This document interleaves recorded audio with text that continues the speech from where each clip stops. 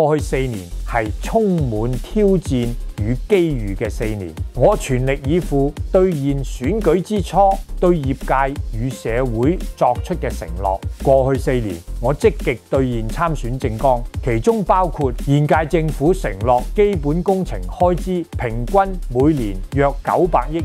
未來5年將增至約每年1200億元，亦簡化與發展及建築設計相關嘅條例同埋程序，爭取更多不同專業納入備案互認範圍，參與內地建設等等。喺國家安全工作上呢，我參與審議維護國家安全條例，根據維護國家安全條例而訂立嘅2項附屬法例，喺立法會大會提出質詢，要求當局加強國旗及區旗教育，為履行特區嘅憲制責任，維護國家與香港社會嘅安全出一分力，亦舉辦多個內地考察團，了解我國科技最新發展，增強對國家安全嘅認知同埋認識。喺業界工作上，我因應疫情，聯同業界與政府舉行多場視像會議同埋與司局長對話座談會，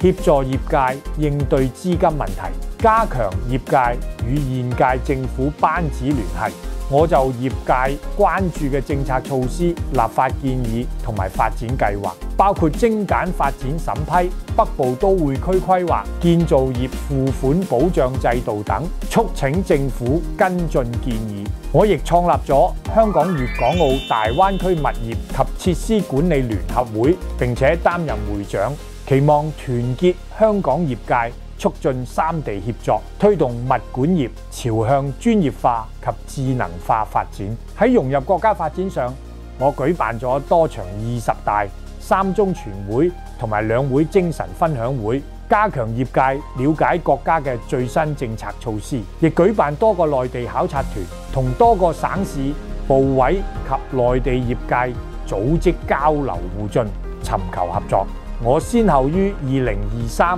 及2025年舉辦前海香港青年設計師競賽，促進本地青年專業人士參與內地建設。喺民生方面，我積極處理市民及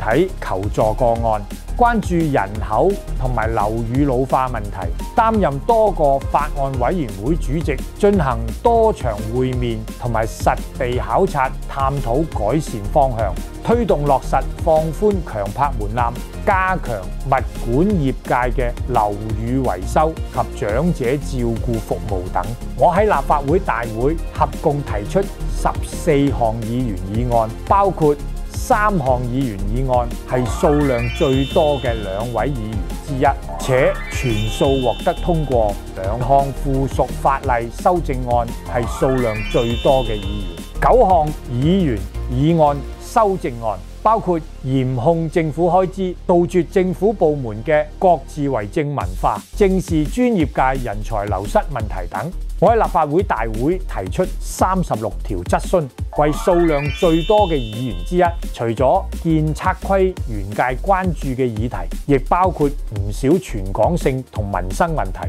我積極參與合共約70個立法會委員會，係數量最多嘅議員之一，出席率大多達100%。審議嘅政策及立法建議唔少均涉及建測規園界關注嘅土地、房屋、交通、環保、創新科技及公務員事務等。過去我合共舉辦及參與約60次本地同埋境外考察。境外考察包括立法會大灣區考察團、發展事務委員會、上海考察團、2023國慶訪京團、2025抗戰勝利80週年閱兵儀式。本地職務考察包括北部都會區最新發展、維港兩岸海濱建設、簡約公屋及過渡性房屋落實情況等，亦都有接待海外、內地同埋本地訪問團，包括美國夏威夷州參議員訪港團、江西撫州市政府等。我擔任立法會議員合作平台 G19 嘅召集人，匯聚18位來自不同行業專業嘅議員智慧與力量，更好咁為政府及香港獻策出謀，為業界同埋市民發聲。喺推廣方面，4年嚟我向業界發出